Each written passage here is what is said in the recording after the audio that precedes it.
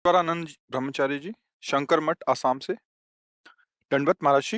महाराज जी, कुछ दिन पहले ही ब्रह्मचर्य लिया है। इस पर आगे उन्नति के लिए आपका आशीर्वाद चाहिए था। सबसे पहली बात ब्रह्मचारी को ये है कि किसी भी तरह से शास्त्र आज्ञा का उल्लंघन ना होने पाए किसी भी क्षेत्र पे।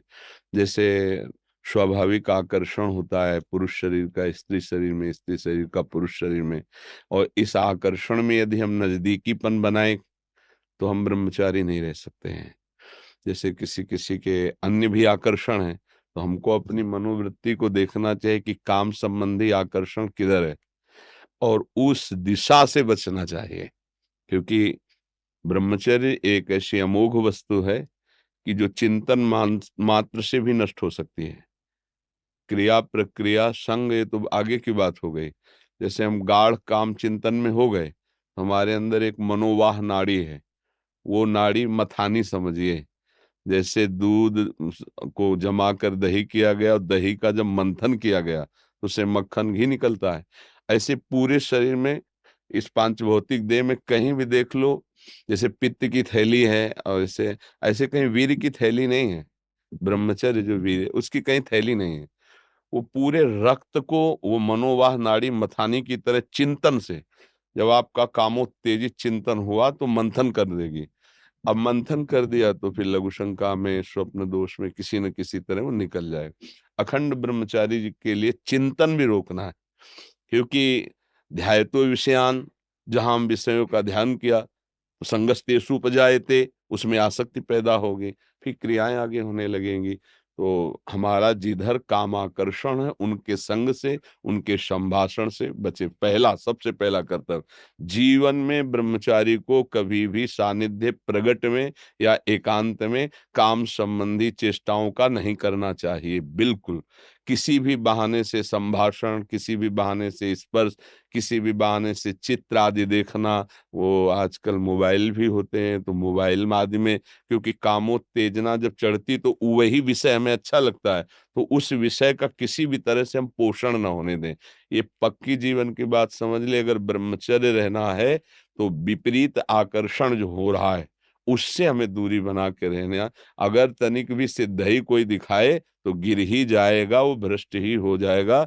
और जब ब्रह्मचर्य रहा जाता है तो उसको सुविधा माया देती है ब्रह्मचर्य नष्ट करने की, ये बैठालना चाहिए। जैसे आप नियम लिए कि मैं आजीवन ब्रह्मचारी रहूंगा, तो आपको पक्की सुविधा एक समय आएगी कि आप आराम से भोग भोग लीजिए, कोई निगेटिव नहीं, कोई नकारात्मक सोच भी नहीं आएगी। आप उसको स्वीकार करें, क्योंकि आपके व्रत को भंग करने के लिए माया ऐसी सुविधा देगी। आपको ऐसी सेवा मिलेगी या आपकी ऐसी सेवा होगी, कई तरह के विधान पेश किए जाते हैं विपरीतता अंदर पैदा करके भ्रष्ट करने के। तो साधक जीवन भर इस बात से सावधान रहे यदि नैष्ठिक ब्रह्मचर्य। दूसरी बात, जब हम स्नान करें तो नाभि देश को बहुत ठंडा करें। ठंडे जल से नाभि देश में यहां से जल को कई बार ऐसे डालें।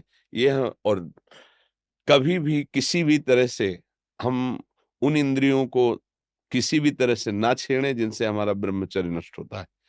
वो पवित्रता के लिए स्नान शौच आदि के अलावा हम उन इंद्रियों का स्पर्श भी ना करें, उन इंद्रियों को किसी तरह उत्तेजित ना करें, ये पक्का ध्यान रखें। तीसरी बात, भोजन इतना पाएं जो सुपाच्य हो और शौच पूरी साफ हो जाए। अगर कब्ज रहेगा तो फिर हमारा ब्रह्मचर्य नष्ट होने की संभावना रहती है। जिसके बहुत कब्जियत बनी रहती है, तो ब्रह्मचर्य क्या है, घी समझो। वो उसको उचित आहार विहार से संयम में किया जाता है। और ब्रह्मचर्य को पुष्ट रखने के लिए कम से कम 48 मिनट बिना हिले डुले पद्मासन और सिद्धासन का अभ्यास करना चाहिए, मेरुदंड सीधी करके। पद्मासन लगाना जानते हो? सिद्धासन लगाना जानते हो? सिद्धासन, अभी तो ऐसे नहीं बताया जा सकता ना, क्योंकि वो क्रिया है उसमें। गुदा द्वार और मूत्रेंदी द्वार के बीच की जगह में बाएं पैर की एड़ी होनी चाहिए, और मूत्रेंद्री के ऊपर दाहिने पैर की एड़ी ऐसे आती है, तब वो ऐसे सिद्धासन ऐसे होता है। ऐसे 48 मिनट बिना हिले डुले सिद्धासन और पद्मासन का अभ्यास करे, आहार शुद्ध रखे, तो ब्रह्मचर्य ऊर्ध्वरेता होता है। जो ब्रह्मचारी है उसका ऊर्ध्वगामी वीर्य हो जाता है, फिर वो अधोगामी नहीं होगा।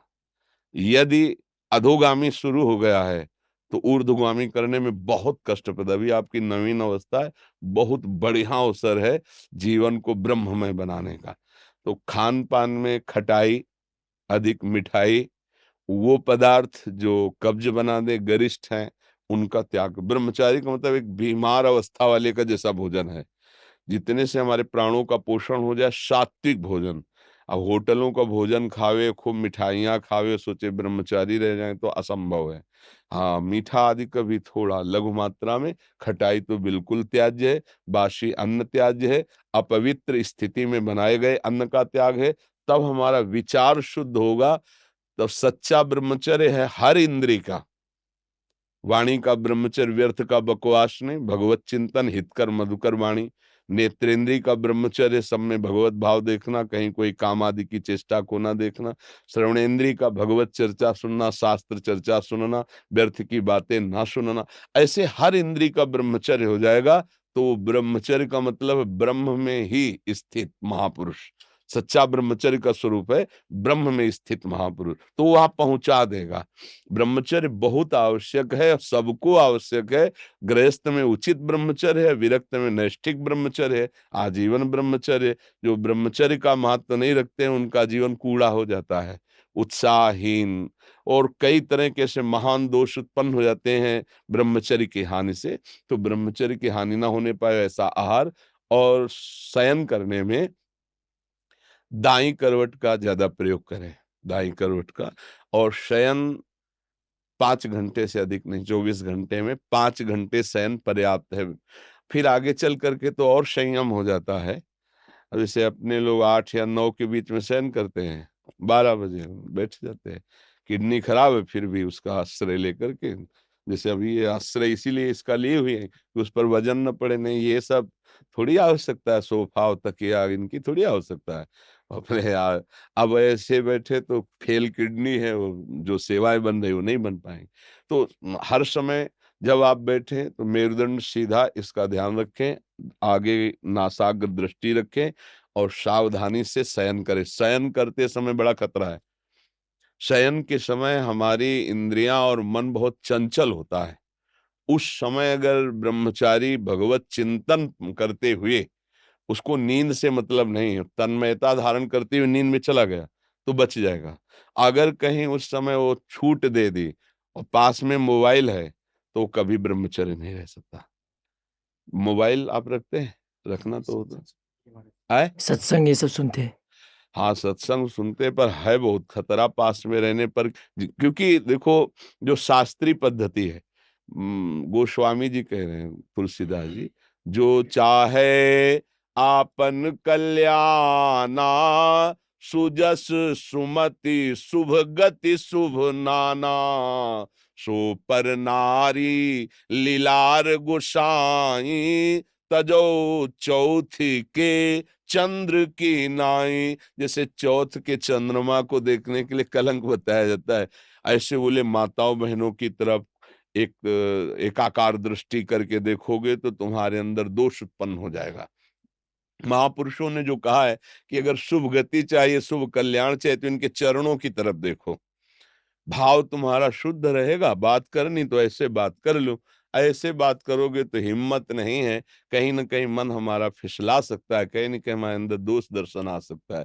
तो इन सब विशेष बातों को तो ध्यान में रखना। और सबसे खास बात है कि हर समय नाम जप